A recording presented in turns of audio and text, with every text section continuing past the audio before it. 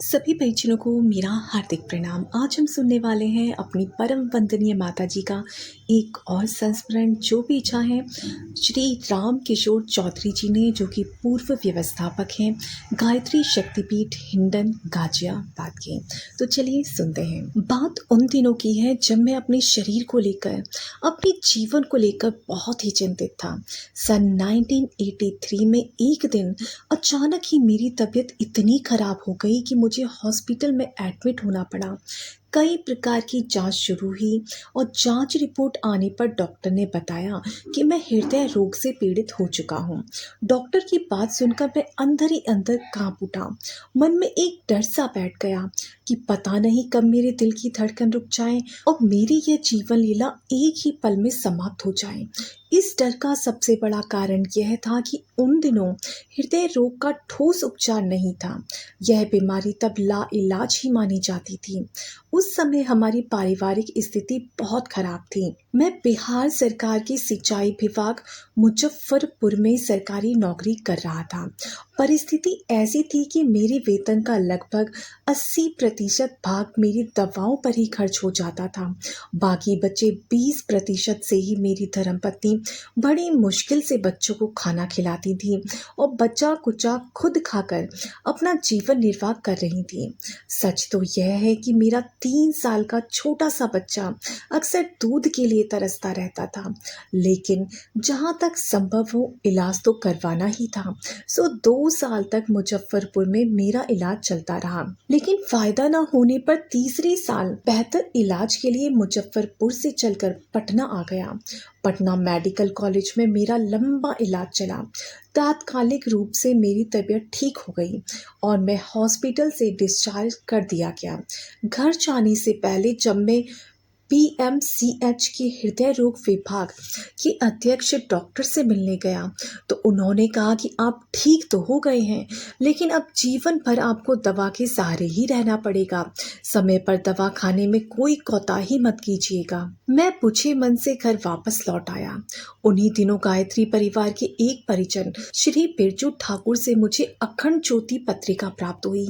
पत्रिका के उस अंक से ही मैं इतना प्रभावित हुआ कि मैंने जनवरी 1984 से अखंड ज्योति की नियमित सदस्यता ले ली। इसी क्रम में मैंने नवरात्रि से पूर्व की प्रकाशित अंक के संपादकीय अपनों से अपनी बात में यह पढ़ा कि नवरात्रि में नैष्ठिक कार्यकर्ताओं के लिए विशेष अनुष्ठान की व्यवस्था की जाएगी। यह 9 दिवसीय अनुष्ठान था। उन दिनों परम पूज्य गुरुदेव युग ऋषि पंडित श्री राम शर्मा आचार्य जी सूक्ष्मीकरण की साधना में लीन थे। संपादकीय में अनुष्ठान के लिए नैष्ठिक परिजनों का आह्वान आदिशक्ति स्वरूपा वंदनीय माता भगवती देवी शर्मा जी ने किया था। माता जी के इस आह्वान ने मुझे अंदर तक उद्वेलित कर दिया। मैंने उसी क्षण दृढ़ निश्चय किया कि मैं शांति कुंज जाकर नवरात्रि में आयोजित होने वाले विशेष अनुष्ठान में मुझे किसी भी कीमत पर शामिल होना है।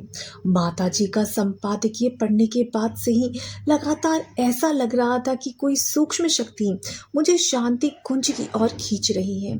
लेकिन उन दिनों मेरी आर्थिक स्थिति ऐसी नहीं थी कि आसानी से हरिद्वार की टिकट कटा सकूं। इसी उधेड़बुन में मैंने अपनी पत्नी स्वर्गवासी सुनैना देवी से शांति कुंज जाने की बात कही तो उन्होंने छूटते ही कहा कि मैं आपको अकेले नहीं जाने दूंगी। अब समस्या और भी गहरा गई। कहा तो मैं पहले अकेले के ही किराए भाड़े को लेकर चिंतित था, कहा अब 2 लोगों के किराए भाड़े की व्यवस्था करने की स्थिति बन गई थी। रात भर में इसी उधेड़बुन में जगा रहा कि यात्रा व्यय के इतने सारे पैसे कहाँ से आएंगे। किंतु सूक्ष्म सत्ता की ऐसी कृपा हुई कि अगली सुबह मेरे चचेरे साले राम श्रेष्ठ चौधरी स्वयं ही मेरे घर के दरवाजे पर आकर खड़े हो गए। उन्होंने नमस्कार करते हुए कहा कि मैं आपके द्वारा पूर्व में दिए गए 5,000 रुपये लौटाने आया हूँ। उन्होंने जैसे ही मेरे हाथ पर 5,000 रुपये रखे, वैसे ही शांति कुंज जाने के लिए हरिद्वार तक की यात्रा की सारी चिंताएं दूर हो गईं। मैंने यात्रा की तैयारी शुरू की और वंदनीय माता जी के निर्देशानुसार निर्धारित समय पर सब पत्नीक शांति कुंज पहुंच गया। इस यात्रा में प्रोफेसर वीरेंद्र कुमार दास भी सपत्नीक मेरे साथ थे। प्रोफेसर साहब शांति कुंज से पहले से जुड़े हुए थे, इसलिए मुझे शांति कुंज पहुंचने में कोई कठिनाई नहीं हुई। शांति कुंज में वंदनीय माता जी से मिलने का सौभाग्य प्राप्त हुआ। उन्होंने मुझे देखते ही कहा, बेटा, तुम्हारी हर समस्या को मैं अच्छी तरह से जानती हूँ, तुम्हें कुछ कहने की जरूरत नहीं है। तुम्हारी समस्या का समाधान मैं अवश्य करूंगी। पूरी श्रद्धा से 9 दिवसीय सत्र में भाग लो, सब ठीक हो जाएगा। मैं विस्मय विमुक्त होकर सोचने लगा कि मेरे कुछ बिना बताए ही मेरी समस्या के बारे में माताजी ने कैसे जान लिया। उसी क्षण में इस विश्वास से भर उठा कि माताजी दैवीय शक्तियों की स्वामिनी है। माताजी के दर्शन मात्र से मुझे ऐसा लगा कि मुझ में किसी नई शक्ति का संचार होने लगा है। माताजी के दर्शन के उपरांत जब मैं लौट रहा था तो मुझे एक और आश्चर्य हुआ। मैंने देखा कि वहां के सभी कार्यकर्ता बड़े ही तेज चाल से चल रहे हैं। सामान्य परिस्थिति में इतने तेजी से चलते हुए मैंने कभी भी किसी को भी नहीं देखा था। वे ऐसे चल रहे थे मानो उड़ते हुए जा रहे हों। उनके पैर नीचे जमीन पर पड़ ही नहीं रहे थे। चाल में गजब की तेजी और चेहरे पर मनोहारी मुस्कान। मुझे लगा कि यह सब कुछ किन्हीं दैवी शक्तियों से ही संभव हुआ है। कार्यकर्ताओं द्वारा मेरी आवास की व्यवस्था विश्वामित्र भवन की 3री मंजिल पर की गई। 3री मंजिल का नाम सुनते ही मैं चिंता में डूब गया। हृदय रोग के कारण मुझे सीढ़ियां चढ़ने से बिल्कुल ही मना किया गया था। डरते डरते मैंने विश्वामित्र भवन की सीढ़ियों पर चढ़ना शुरू किया। यह देखकर मैं सुखद आश्चर्य में डूबता चला गया कि मुझे सीढ़ियां चढ़ने में किसी भी प्रकार के कष्ट का अनुभव नहीं हो रहा है। मैं बड़े आराम से सीढ़ियां चढ़ता हुआ 3री मंजिल पर पहुंच गया। 9 दिवसीय अनुष्ठान निर्विघ्न संपन्न हुआ। अनुष्ठान की समाप्ति पर सभी साधक एक एक करके माताजी का आशीर्वाद लेने पहुंचे। मुझे देखकर माताजी के चेहरे पर गहरी पीड़ा से भरी हुई मुस्कान उभर आई। उन्होंने कहा, बेटा, तुम बात बात पर रोने वाले बच्चों में से नहीं हो। यह अच्छी बात है, पर मैं तो माँ हूं ना। बच्चों के कहे बिना ही समझ जाती हूँ कि मेरा कौन सा बच्चा कितना परेशान है। तुम जरा से भी चिंता मत करो। आज से तुम हमेशा मेरी आंचल की छांव में रहोगे। दैविक और भौतिक ताप तुम्हारा कुछ नहीं बिगाड़ पाएंगे। जाने से पहले आयुर्वेद विभाग में राम प्रकाश पांडे से मिलकर दवा ले लेना, सब ठीक हो जाएगा।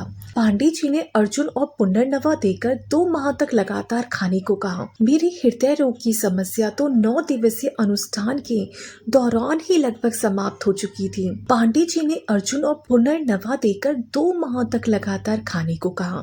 मेरी हृदय रोग की समस्या तो 9 दिवसीय अनुष्ठान के दौरान ही लगभग समाप्त हो चुकी थी। रही सही कसर पांडे जी की आयुर्वेदिक दवा ने पूरी कर दी। अंग्रेजी दवाओं की पोटली मैंने ताके पर रख दी थी। वंदनीय माता जी ने सन 1999 में प्रेरित किया कि तुम मिशन के लिए काम करो। उन्हीं की प्रेरणा से मैंने भारत से लेकर नेपाल तक मिशन के कार्य में दिन रात एक कर दिया।